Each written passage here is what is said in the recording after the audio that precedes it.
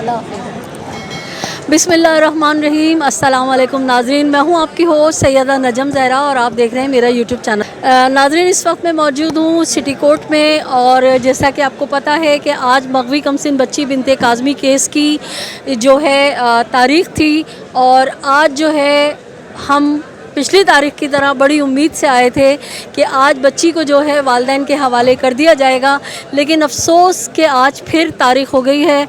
आज जो समाअत हुई उसका अहवाल हमने आपको दिया था कि मुल्ज़िम ज़हीर और शबीर के जो वकला थे उन्होंने ऑनरेबल जज जनाब इलियास मेमन पे एतराज़ उठाया कि हमें आपकी अदालत में केस नहीं चलाना है और केस जो है उसको तब्दील कराने के लिए, कोर्ट को तब्दील कराने के लिए हमने दरख्वास्त दी थी और वो दरख्वास्त पे समाअत जो है वो 28 तारीख़ को है।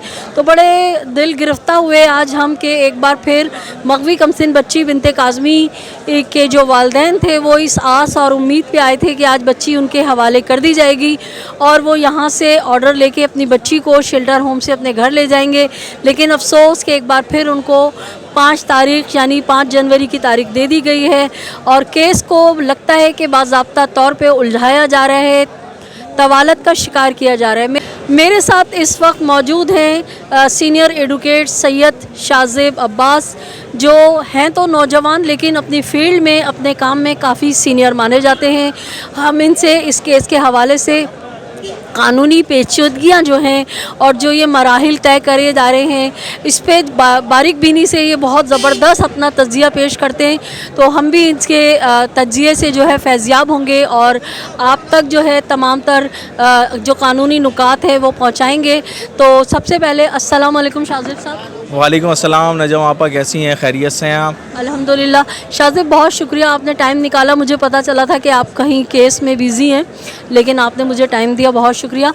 शाज़ेब, ये क्या अदालती सिस्टम है हमारे यहाँ कि एक केस है कि जिसमें तमाम तर शवाहिद मौजूद हैं, बच्ची वालिदैन के पास जाना चाह रही है, 2 मेडिकल रिपोर्ट में ये रिटन में आ चुका है, जो माहिर नफ्सियात हैं उन्होंने लिख दिया है कि बच्ची जो है वालिदैन के पास जाना चाह रही है, प्लस शेल्टर होम का जो मेडिकल लीगल एक्ट कमेटी होती है उसने भी अपनी रिपोर्ट जमा कराई है, उसका भी यही सुनने में आ रहा है कि उन्होंने कहा है कि बच्ची वालिदैन के पास जाना चाहती है। प्लस शायद शाज़ेब आपने देखा हो कि हर मुलाकात पे मैं जाती हूँ शेल्टर होम और जब वो वालिदैन इतने हंसते खेलते वहाँ से निकलते तो वो खतूत भी उन्होंने सारे दिखाएँ कि बच्ची जो है वो वालिदैन के पास जाना चाह रही है। तो क्यों ये जजेज़ और ये सब इतनी तवालत कर रहे हैं, क्या मसला क्या है? औज़ुबिल्लाहि मिनश शैतानिर रजीम। नजम आपा, आपका बहुत बहुत शुक्रिया कि आपने अपने इस चैनल पे हमें मदऊ किया और हमसे हमारी राय मांगी।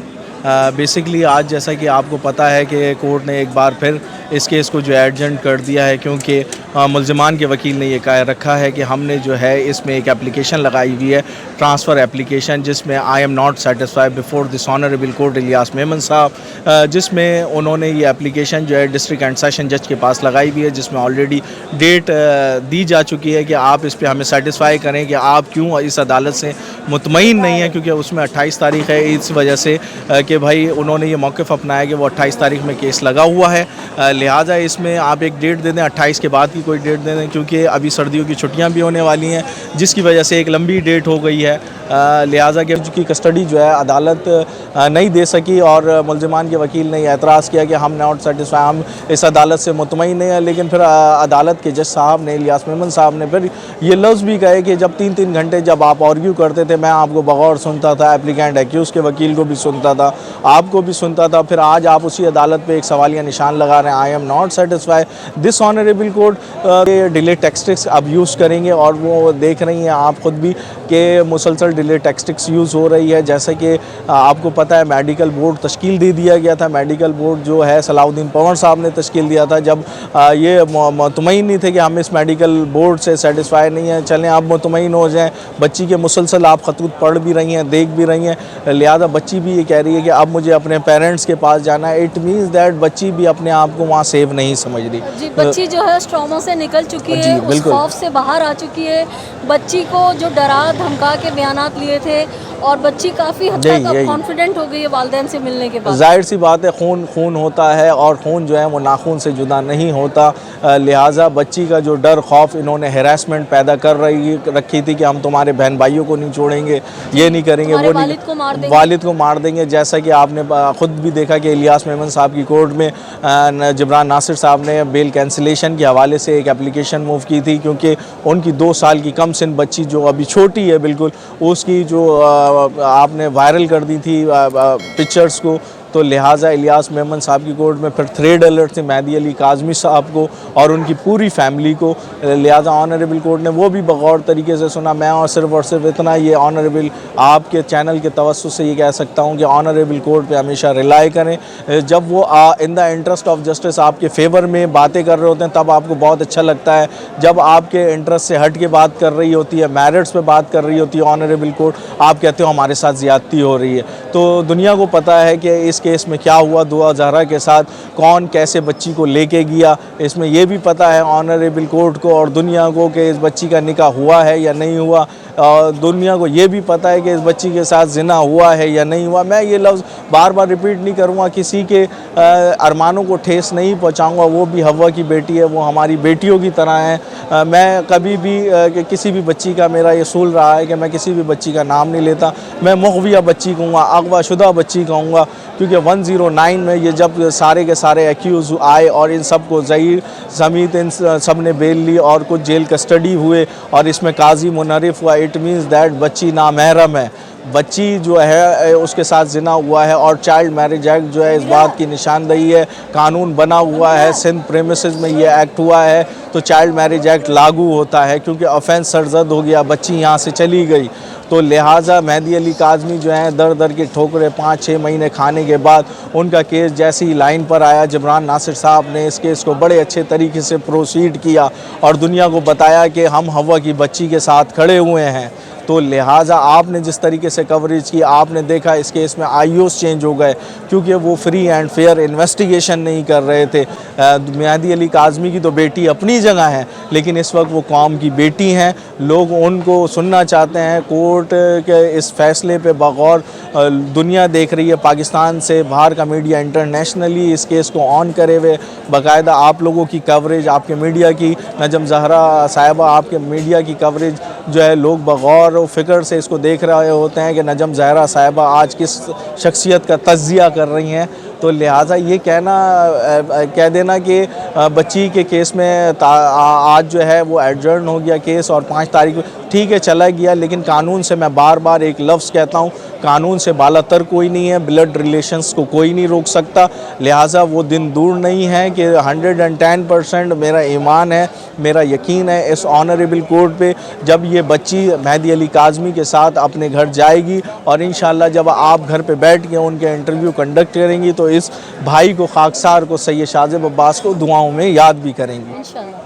तो शाज़िब भाई, मैंने इनके वकील से सवाल किया था एक दिन, सलाउद्दीन पवर की अदालत में ये कह रहे थे कि बच्ची को जो है ना वालिदैन से मिला रहे हैं तो ये शौहर है, इसको भी मिलाया जाए। और मोहम्मद अल्लाह ये कहता है, मोहम्मद अल्लाह ये कहता है। मैंने उनसे ये कहा था, मैंने कहा मोहम्मद अल्लाह की आप बात कर रहे हैं, आप निकाह साबित कैसे करेंगे?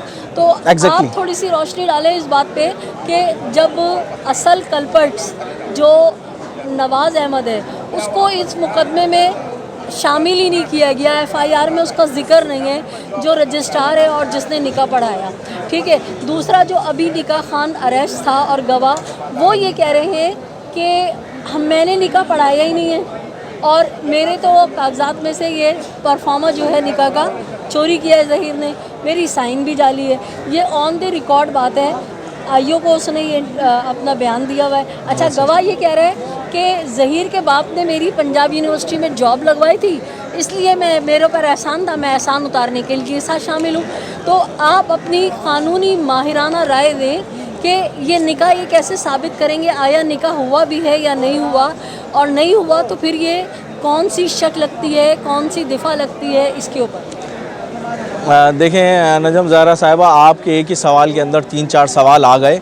पहली बात तो ये कि आपसे मैं मुखातिब हूँ, इस केस में आपने ये लफ्ज़ कहे कि वो मीटिंग का हक़, पहली बात तो ये कि वो पेरेंट्स हैं, ब्लड रिलेशन है, वेलफेयर ऑफ द चाइल्ड है, वो माँ बाप हैं, माँ बाप को कोई नहीं रोक सकता। जैसा कि सलाउद्दीन पंवर साहब ने भी कहा, फिर आपने देखा कि डिस्ट्रिक्ट कोर्ट ने भी इस केस में फैसला किया कि माँ बाप को जो है 2 मीटिंगें अलाउ कर दी जाती हैं इस केस के थ्रू। ठीक है, 2 मीटिंगें माशाल्लाह से पेरेंट्स कर रहे हैं। दूसरी बात ये कि इन्होंने भी एक मीटिंग की दरख्वास्त लगाई थी, मैं शौहर हूँ, मुझे मिलने का हक दे दिया जाए। ठीक है, अब इसमें ये सवाल है कि जब एक काजी मुकर चुका है कि मैंने निकाह नहीं पढ़ाया, तो फिर वो निकाह शौहर किस कैपेसिटी में है? आपने उस बच्ची के साथ जिना किया, आप उसके लिए फिर महरम नामहरम फ़िक़ह जाफरिया की इसके मसलक से अगर ये बिलोंग करते हैं, फ़िक़ह जाफरिया में वली का होना ज़रूरी है।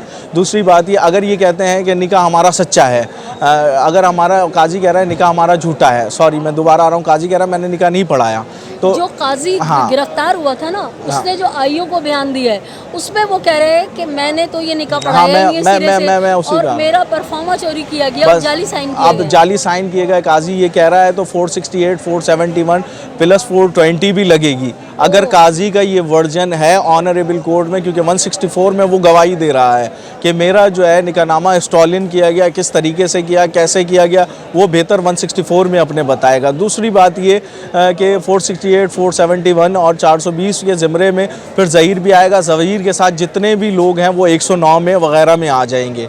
ठीक है, ये सबसे बड़ी बात हो गई। ये आपके चैनल के तवज्जुह से पता पड़ गया कि भाई काजी ने ये लफ्ज़ कहे कि मेरा निकाहनामा चोरी किया गया, तो ऑनरेबल कोर्ट में वो ये चीज़ को एग्ज़ामिन करना चाहिए।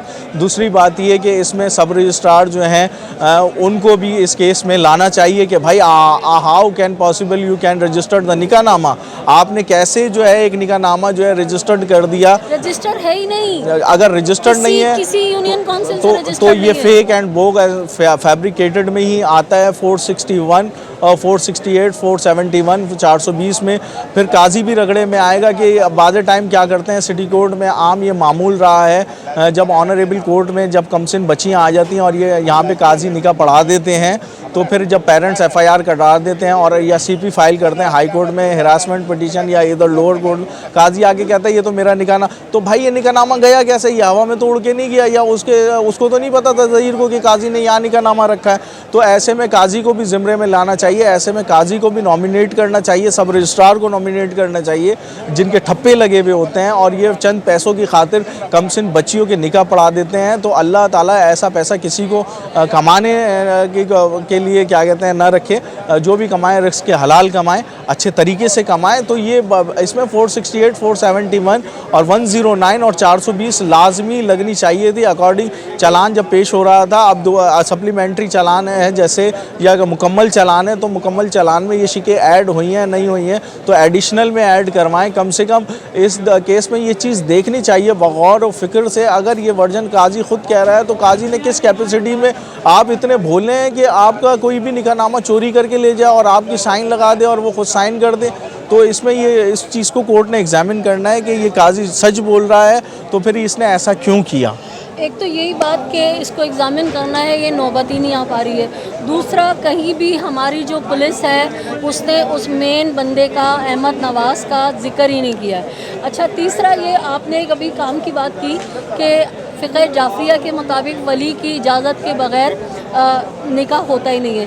तो जिब्रान नासिर ने सलाउद्दीन पंवर के अदालत में जो है और यहाँ इलियास मेमन की अदालत में भी ना सिर्फ फ़िक़ह जाफरिया बल्कि तमाम अहले सुन्नत की जो मसालिक हैं उनके मुफ्तियान के फतवे जमा कराए हैं, जिनमें उन्होंने कहा है शब्बीर उस्मानी साहब की ज़ेरे सदारत जो है सरपरस्ती वो फतवे दिए गए हैं कि वली की इजाज़त के बग़ैर अहले सुन्नत में भी शादी नहीं होती है। लेकिन मज़ेदार बात जो है वो यहाँ पे ये है कि जब बच्ची पहली दफ़ा बाजियाब होती है जुनैद गफ़्फ़ार की अदालत में, हाई कोर्ट में, उस वक्त बच्ची से जुनैद गफ़्फ़ार ने पूछा कि आप किस मसलक से हैं, तो बच्ची ने कहा कि मैं अहले तशय्युअ हूँ, मेरा ताल्लुक़ फ़िक़ह जाफरिया से है। तो जब बच्ची इकरार कर चुकी है, अगर आप उस 64 के बयान को भी मान रहे हो ना, तो आप इस चीज़ को भी तो मानो कि बच्ची ने कहा है कि मैं तो फ़िक़ह जाफरिया से हूँ, तो निकाह तो वैसे भी नहीं हुआ।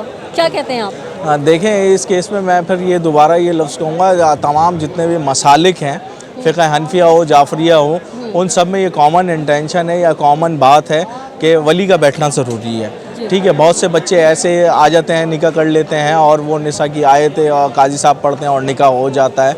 लेकिन बच्ची ने अगर ये लफ्ज़ कह दिया मैं फ़िक़्ह जाफ़रिया से हूँ, तो ऑनरेबल कोर्ट ने ये देखना था कि इसमें इसका वली था या नहीं था। अच्छा, दूसरी बात ये निकाह हुआ है तो अहले सुन्नत के हिसाब मसलक के हिसाब से हुआ या अहले तशरीह के हिसाब से हुआ, ये सारी बातें थी, ये कोर्ट ने एग्ज़ामिन करनी थी। आपने बहुत अच्छा सवाल उठाया, उसके लिए आपको लिए अप्रिसिएशन है। लेकिन ऑनरेबल कोर्ट ने ये चीज़ें एग्ज़ामिन करनी होती हैं कि ये बच्ची कौन है, कहाँ से आई है और ये कौन से मसलक से बिलोंग कर रही है और इस वक्त इसकी एज कितनी है। बेसिकली इसको डिटरमाइन करना है कि इसकी एज कितनी है।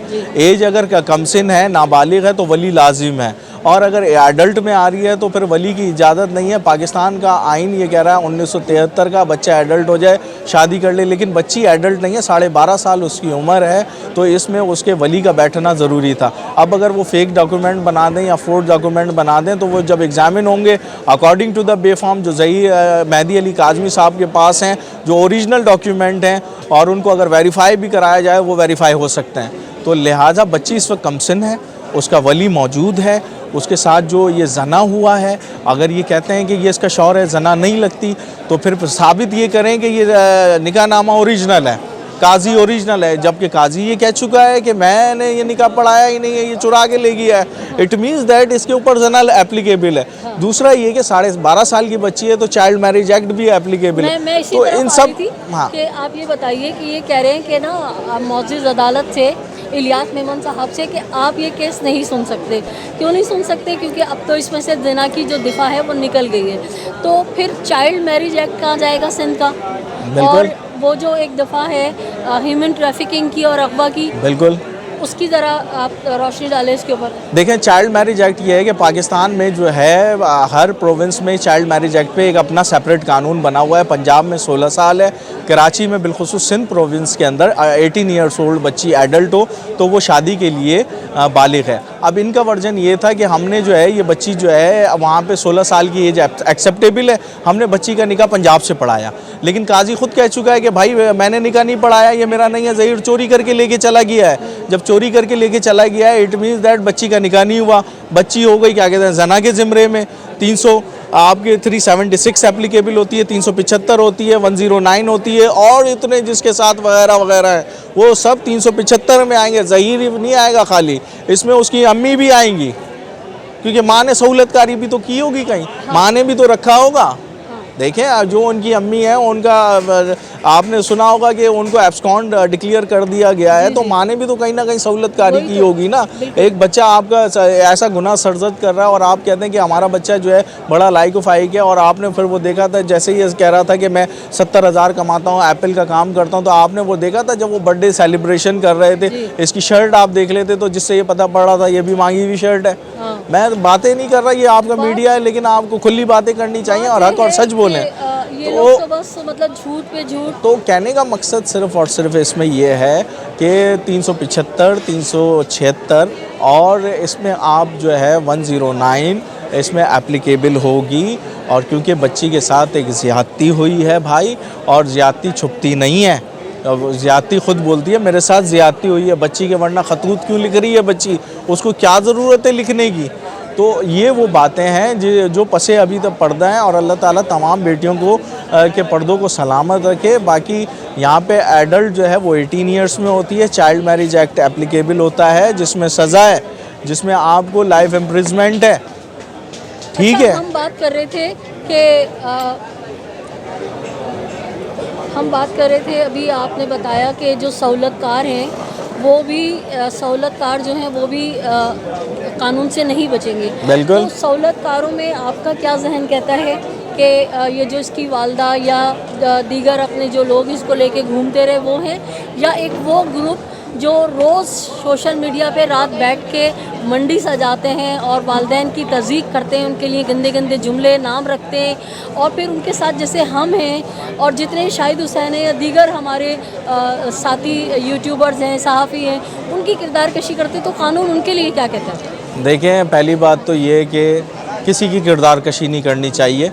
हम मुसलमान हैं, मुसलमान बन के रहें। दूसरी बात ये कि अगर मैं आज किसी की बेटी पे तोहमत लगाऊंगा, कल को मेरी बेटी पे भी कोई ना कोई तोहमत लगाएगा, मकाफात अमल है। दूसरी बात ये, जो YouTubers free and fair coverage कर रहे हैं और अच्छे तरीके से आप बात लोगों तक पहुंचा रही हैं कि भाई हकीकत ये है, ये सुनो। तो आपने खुद ने देखा होगा, अल्लाह ताला नजम ज़हरा साहिबा, आपका जो है नाम भी लोग आपको ऐसे नहीं जानते, आपको लोग फिर बाकायदगी से कहते होंगे कि आपा आ रही हैं, देखो सच की आवाज़ आपा आ रही हैं। ठीक है, ऐसे ही शहरियार साहब हो गए, आपकी मैडम बुशरा हो गई जिन्होंने कहा था तुम गुंडों के हाथों फंस चुकी हो। हाँ। तो ऐसे लोग मौजूद हैं। इसमें यासिर शामी ने भी एक अपना किरदार अदा किया था, आपने देखा था उसने कैसे ब्रेक करी थी कि ये 10 दफ़ा एडिट करके इस बच्ची के मुंह में अल्फाज डाले गए हैं। हैदर वहीद साहब हैं, हैदर साहब हैं, अली हैदर, उन्होंने इस बात पे गौर व फिक्र से बात की थी कि भाई बच्ची के साथ ये होने वाला है, जिसमें आपकी इकरारुल हसन साहब हो गए। हाँ। उन्होंने भी कहा था कि मैं मीटिंग कंडक्ट कराता हूँ, बच्ची को क्यों छुपा के रखा हुआ है, मैं गारंटी लेता हूँ। हाँ। मीडिया हाउस की इतनी बड़ी बड़ी शख्सियत है ना जो फेयर काम कर रही हैं और उनकी बातों को लोग सुनते हैं, रिलाई करते हैं, और 4 यूट्यूबर्स आ जाएं और वो किरदार को असैसिनेशन कर दें और उनके ख़िलाफ़ कर दें, तो कानून उसमें सज़ा दे रहा है आपको। तकरीबन डिफ्रेम के अंदर 499 डेफर्मेशन में आता है। डेफर्मेशन में अगर आपने किसी की हाथी के इज्जत की तो आपको जो कम से कम सज़ा है वो 3 साल है। अच्छा, ठीक है, और जो यूट्यूबर बैठे इनको सज़ा हो सकती है? सज़ा हो सकती है अगर कोई कंप्लेनेंट इनके अगेंस्ट खड़ा हो जाए, कहे कि मेरी तजलील के, फॉर एग्जांपल मैं सैयद शाहज़ेब अब्बास ज़ैदी, अगर मेरी तजलील फॉर एग्जांपल अगर आप करती हैं तो मैं आपके ख़िलाफ़ कंप्लेन सेल जो है साइबर क्राइम का, वहाँ मैं एप्लीकेशन मूव करूँगा। मूव करने के बाद जो है वो मुझे सुना जाएगा कि आपकी किस पहलू पे नजम ज़हरा साहिबा ने तजलील की है। मैं कहूँगा मेरी इस पहलू पे तजलील की गई है, तो उसमें 499 डेफर्मेशन सज़ा जो उसमें है क्रिमिनल प्रोसीजर में वो 3 साल है। ठीक है, और प्लस फ़ाइन भी है, ये मैं आपको बता दूं। भाई मैं आपको रोकूंगी। हाँ। ये जो टब्बर वहाँ बैठता है मंडी से जाके, इनको सिंध हाई कोर्ट ने इश्तिहारी करार दे दिया है। इनके घरों पे इश्तिहारात चस्पा कर दिए गए। लाहौर के केबल ऑपरेटर ने इनको इश्तिहारी होने के इश्तिहार चलाएँ। अखबारात में मेहदी काज़मी की जानिब से जो है इश्तिहारात छपें कि ये इश्तिहारी हैं, मफरूर हैं, और ना तो पंजाब पुलिस इनको गिरफ़्तार कर रही है, ना ही सिंध पुलिस कर रही है। तो ऐसा अंधा कानून क्यों है हमारे यहाँ? इनको तो अब तक कराची पेश होना चाहिए। देखिए मैंने, मगर ये जूते की नोक पे बिल्कुल ऐसा ही है। मैंने ये कि आईजी साहब एक मौक़िफ़ इख्तियार, हमने इतनी मेहनत की है इस केस में, इतनी किसी ने, यानी इससे पहले जितनी भी हवा की बच्चियों के केस हुए उसमें आपने मेहनत नहीं की, आप खुद कह रहे हो। ठीक है ना। और दूसरी बात ये, इनको क्या सुरखाब के पड़ लगे हुए हैं?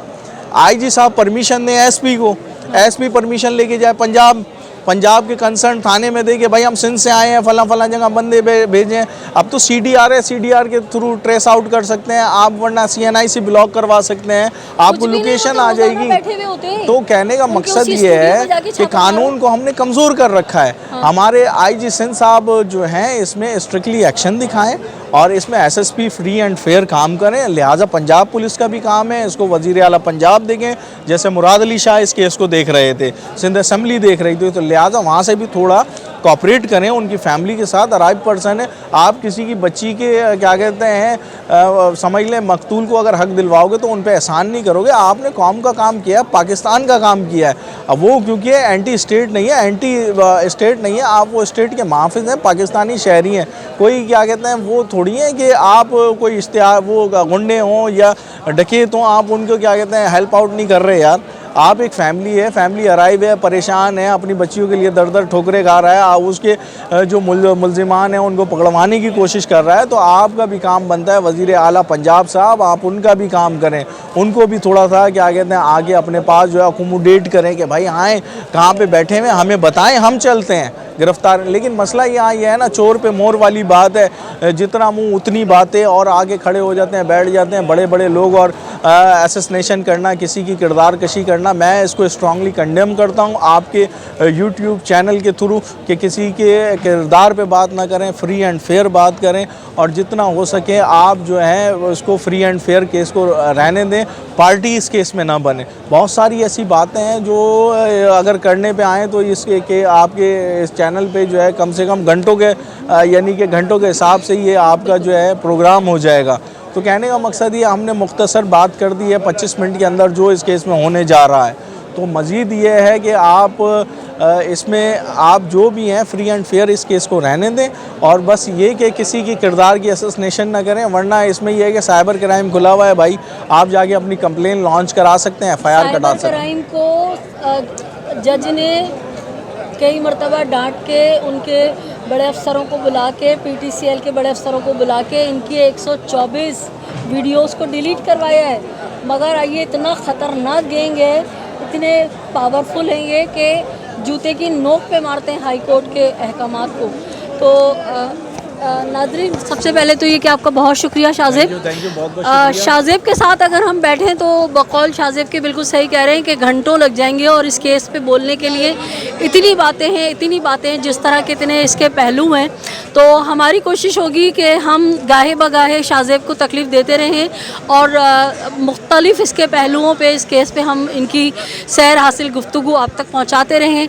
आपसे दरख्वास्त है कि अगर आपने मेरा चैनल अब तक सब्सक्राइब नहीं किया है तो मेरे चैनल को सब्सक्राइब कीजिए, लाइक कीजिए, कमेंट कीजिए और शेयर कीजिए।